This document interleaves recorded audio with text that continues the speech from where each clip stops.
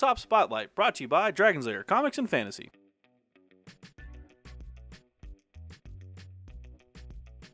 Hey everyone, I'm AdamHarry from BoLS with Steven from Dragon's Lair Comics and Fantasy. And we're back with another Tabletop Spotlight, and this time we have goodies for all you Pathfinder fans and Starfinder fanatics. Indeed. The new Pact Worlds book, huh? Yes. Yeah, so what is this one? So this is their first hardcover big supplement book that helps GMs and players flesh out their campaign. Yeah. It offers a lot of cool stuff for like fluff around like the main worlds that you'll be visiting, as well as a lot of cool like character and class options for all your players and your NPCs. Awesome. So this isn't just for your GMs, this is also for players. It's got stuff for everybody. Got stuff for everybody. That sounds like a book I'm interested in. Pretty good. Let's go ahead and dive right in. All right, Stephen, we have the Starfinder Pact Worlds book, which is kind of a worlds guide to the Starfinder universe. It's kind of like the core worlds, right? Yes. Yeah, this is a hardback again.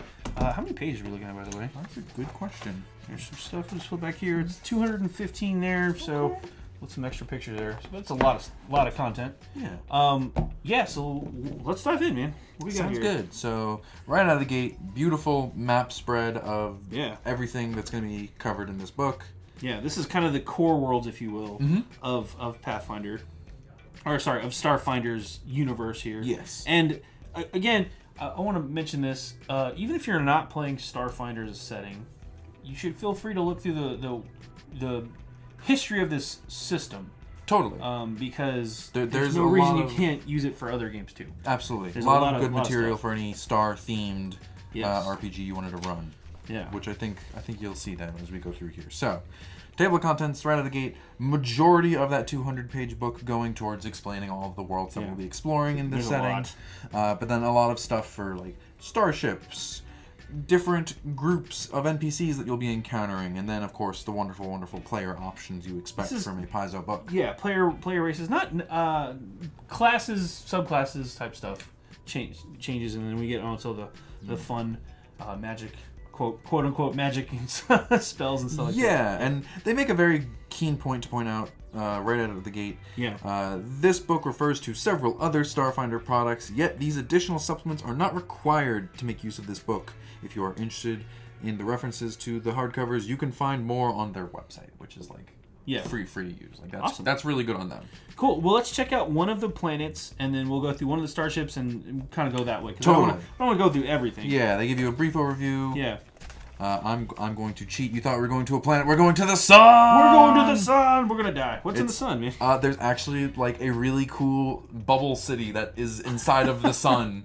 It was an abandoned ruin, and there's the whole mystery. I love the way they describe all of these planets and worlds. They give you so many plot hooks to work with. Yeah. So it's like this cool ruined city was abandoned inside, but it's still functional. You can still go there. There's like magical portals to get you inside, and people have habitated it, and like there's trade happening there. Wow.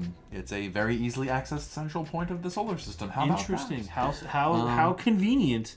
And then we get into different residents, how the society works. Again, all the conflicts and threats within. I bet living in a bubble inside the sun would be a little stressful at times. But then we also get just kind of like these have the notable locations, which are fantastic because I love just getting those ideas, those seeds for things in the future. So. And you wanted locations. Oh, yes. Each one of these planets also comes with a full-page map that you can check out. So everything you want, where it is, lots of information to chew on for each of these planets, which is great. That is awesome. They also give you some stats like percentage of population by like race, which is like really interesting. Yeah. They give you some cool class options and diversity with each one that like theme kind of to that planet. Makes sense, yeah. So you get a little bit, not only like lore fluff there, but also good like player character options. Yeah, totally. Which is great. And then you start getting into all the different stuff. Really good artwork throughout all this. Like really sets a tone. It's more of the same type of setup where it's going to have a map for each city. So basically, like each planet is going to have a background, map, key locations, races that fit or classes that fit. Like it's going to make sense. Everything you could want, and like this section keeps going. Takes a large chunk of the book, which is fine. That's good. That's what we want to see. That is what you want.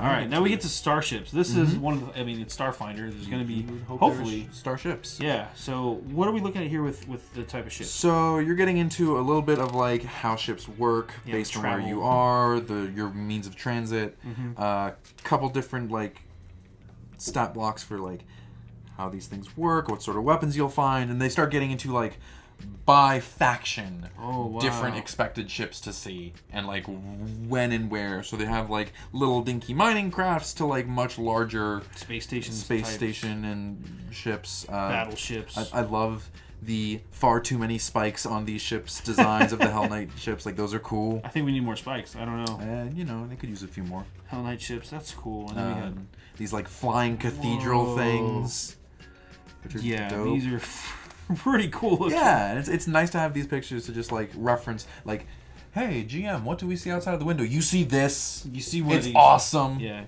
through the stained glass window that you're in, you see this. Yeah. Oh man, that's sweet. And like tons of like stat blocks for each one of these. Yeah. Lot of information. Looks great. Wow. Okay, so that was the ship section, and then we get into kind of the supporting cast section. The various NPCs and factions that players will encounter, complete with stat blocks for expected members of each one of these groups.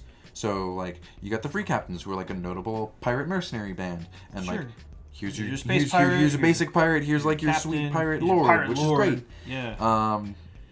Lots of little fluff for each one of these. There's those sweet Hell Knights I was talking about. Again, not more spikes. Need more spikes. And it's a lot of fun, and these also give you like good point of references for like maybe my character was a part of one of these factions. Absolutely. And like this gives me fluff for that faction, so I can work off of that, and that's great. Yeah. Street Kings.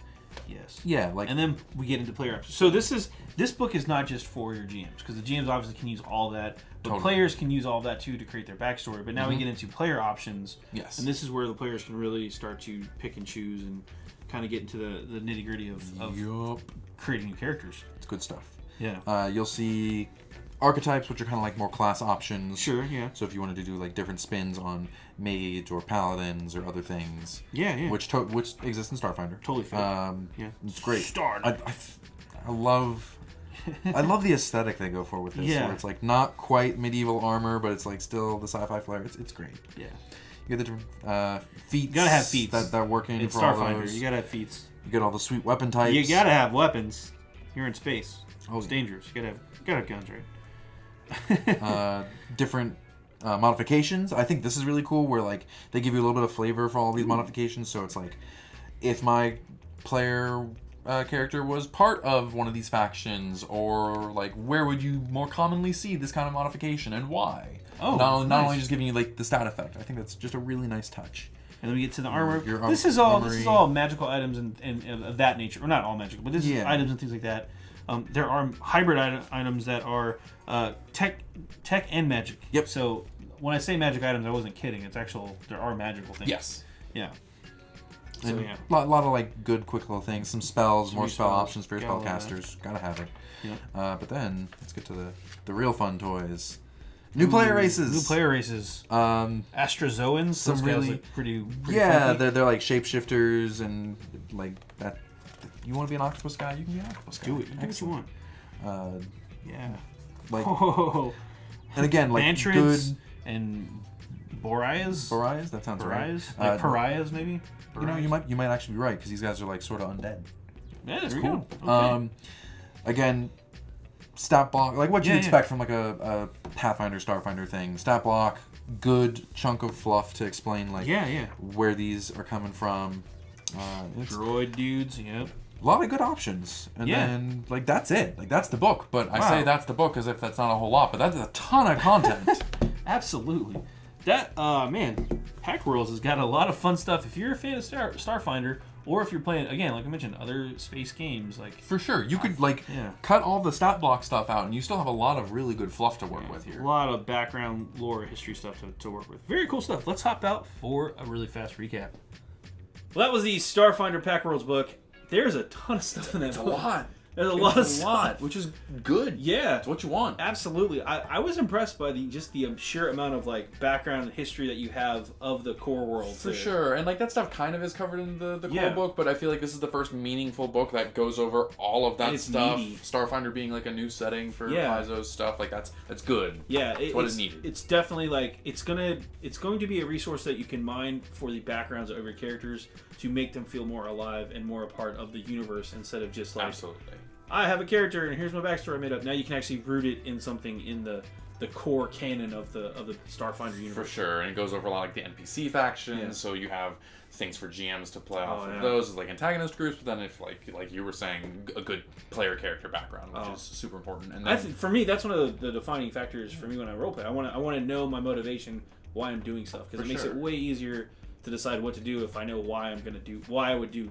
Anyway, that's a whole other discussion. And then, of course, we didn't mention it, but like the magic items in the book, the spells that you can get access to, the new races. The new races look great. Yeah, the new classes. It's a very complete package. Yeah, for one book, no less. Yeah, pretty good stuff. What's the price point on this one? So it is a hardcover at $45, $44.99 MSRP if you got to be specific. But right on. Yeah. Yeah, and it's RPG, so time and whatever will vary. But hey, absolutely. But I think this is going to be good. You know, you don't just have to use this for Starfinder specifically. If you're playing another game that uses like spacefaring adventures. I was going to say, if you're doing like a space opera campaign, there's some cool ideas to pull from. Oh, yeah. Toss this in your Gamma World. Toss this in your Traveler. Have a good time. Toss this in your Rogue Trader. Whatever. We go. That's what I'm talking about. Crossovers. But about it. Toss in your Spelljammer. Whatever you want to do, bring it all the way back, right? Nice. You know, whatever you want to do. Like, these are basically a bunch of new core worlds that have their own unique history and factions and everything like that. Yeah. And even if you don't use any of the rules, as a GM, you have access to just a whole ton of new content, which is always good stuff. Absolutely. Yeah. Well, that's it for this one. I'm AdamHarry from BoLS. Steven from Dragon's Lair Comics and Fantasy. And this has been another Tabletop Spotlight. Thanks again for watching. Click to subscribe. Support us on Patreon. Check out more videos. And thanks for watching.